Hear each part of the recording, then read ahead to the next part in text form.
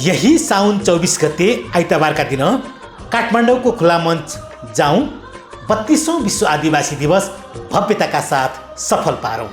नमस्कार, म अमृत बहादुर सुनवार, नेपाल आदिवासी जनजाति महासङ्घ सङ्घीय परिषद सचिवालयको उपाध्यक्ष। सर्वप्रथम त म देश तथा विदेशमा बसोबास गर्नुहुने आम आदिवासी जनजाति लगायत सम्पूर्ण नेपाली दिदीबहिनी तथा दाजुभाइहरूमा 32औं विश्व आदिवासी दिवसको अवसरमा हार्दिक शुभकामना व्यक्त गर्दछु।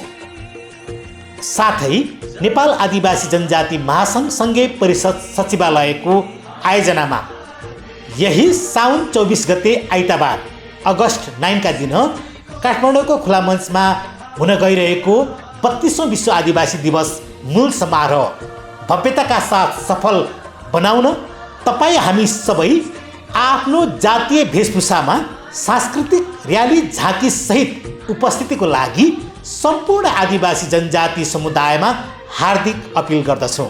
देशभरिका विभिन्न आदिवासी जनजाति समुदायको सांस्कृतिक र्याली झाँकी, सांस्कृतिक प्रस्तुतिहरू, आदिवासीहरूको मौलिक परम्परागत अर्ग्यानिक खानाका परिकार सहितको स्टलहरू, राष्ट्रिय स्तरका चर्चित ख्यातिप्राप्त कलाकारहरूको बेजोड प्रस्तुति, विभिन्न आदिवासी जनजाति समुदायको सवाल विषयमा बहस तथा अन्तर्क्रिया कार्यक्रममा सहभागी बनौँ, मनोरञ्जन लिउँ।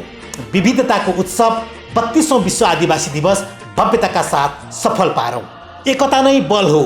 सम्पूर्ण आदिवासी जनजाति समुदायहरूलाई आफ्नो पहिचान र अधिकारको लागि एकीकृत हुनको लागि हार्दिक अपिल गर्दै पुनः 32औं विश्व आदिवासी दिवसको हार्दिक शुभकामना व्यक्त गर्दछु। जय आदिवासी, जय जनजाति। आदिवासी अभिवादन। धन्यवाद।